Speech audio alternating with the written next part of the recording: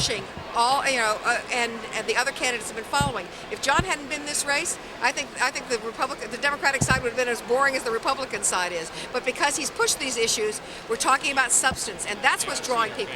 The substance that we're talking about in this race. You see the next president? Well, honestly, I see both. In between answers, if he turns and gives me a smile, I see my husband. When he's giving some of the answers he gave today, I think everyone saw a president. What did you think of Hillary I'm going to do her in that. What did you think of Hillary Clinton's performance today? Well, I'm not going to critique. That's your job, not my job. There's no way I'm taking that bait. Senator, I'll go there. Said in the debate tonight that for him, this is very, very personal. And if it wasn't personal, then why even throw your hat in the race? What do you think about that? No, I think people are driven by a lot of things, but John, by his life story, is driven to represent and be a voice for working people, for disadvantaged people. That's what he's done his entire adult life. And as he saw the absence of that kind of a strong, passionate voice at a national level, he felt that this was a void that he not just needed to fill, but that needed to be filled, and that he had the passion to do it. Honestly, I think this was a job he was born to do. How does Senator Edwards feel about the exclusion of Congressman Kucinich and former Senator Mike Gravel from tonight's debate?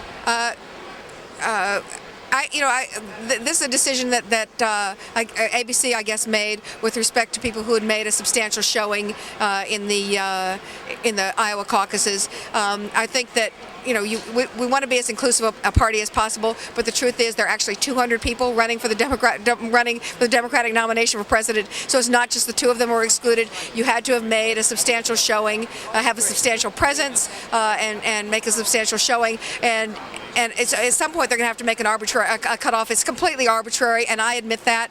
But we understand we have been excluding 100 people from every debate. Well, do you think members of Congress in particular, do you think it's arbitrary to link the debates in New Hampshire to Iowa per se, or? I honestly don't. It's not. I've had a lot to think about in the last several days. This is one of the things I haven't thought about. Will John Edwards will promise to get troops out before 2013? He's back in September. He did not. Oh no.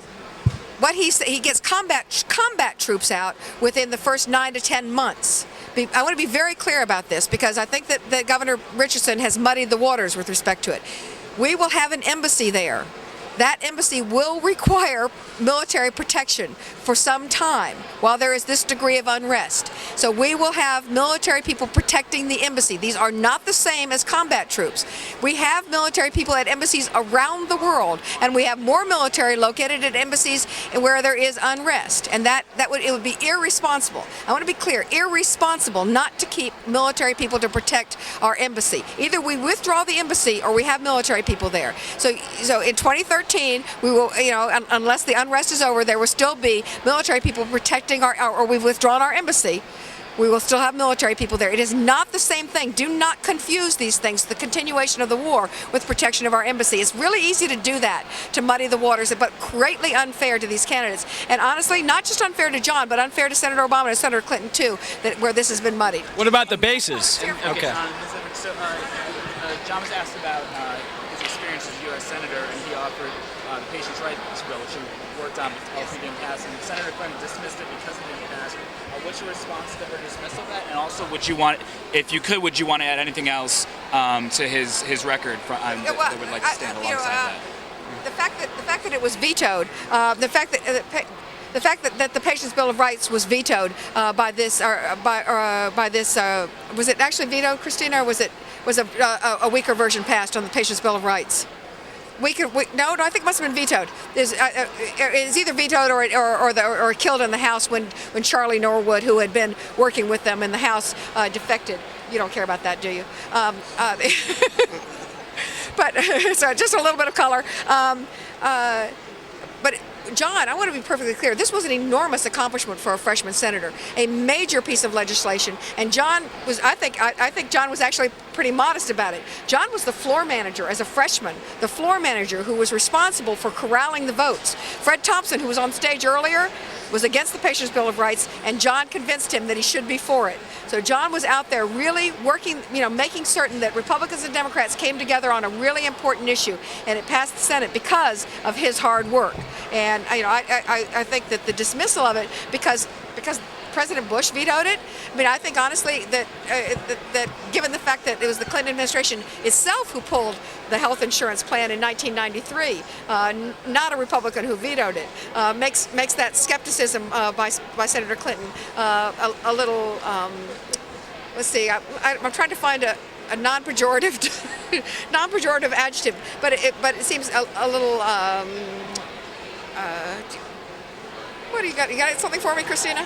No. Suspect? Yeah. Well, not. But it just seems like a disproportionate response to John's to what happened to the Patients' Bill of Rights. And anything else you'd like to add?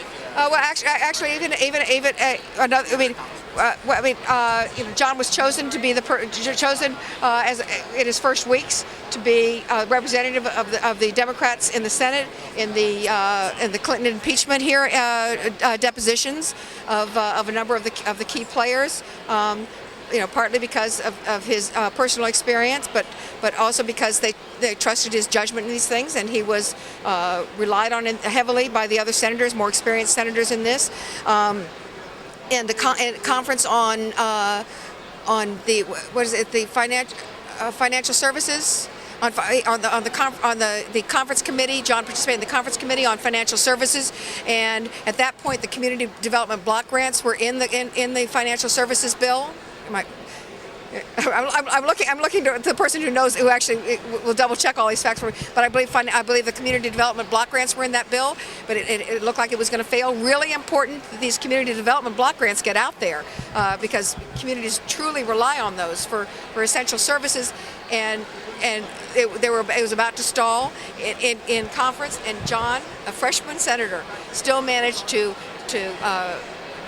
reach the accommodations that were necessary in order to get it passed, so we got this essential piece of legislation. This is what John's talking about with working with Congress. You're not at war with Congress. That's where you might do some negotiations. But when it comes to talking about negotiating with Exxon about whether or not they're going to be able to price gouge, they can't. The answer is no. Or whether or not people can get tax credits for taking their businesses overseas. The answer is no. So you negotiate. So, and I promised over here. How can your husband possibly raise any money when he's has such a strong populist voice? I mean, that's gotta. I'll answer both of these. John, yesterday was the largest fundraising day John has had online. Over half the donations were new contributors. 92% were contributions under $100. This can be done. This is a grassroots movement, which is enormously important. That the movement come from the bottom up, not from the top down. What that means is that John has a reach out there that's going to be able to mobilize the American people when the time comes for him to lead. And I promised you. I promised you. I promised her. Thank you all. Okay, I promised her though. What is this? On the topic of jobs, when we call about technical support, when we call about booking hotel reservations, That's why John was applauding AT&T. He was trying to move its call centers back to this country.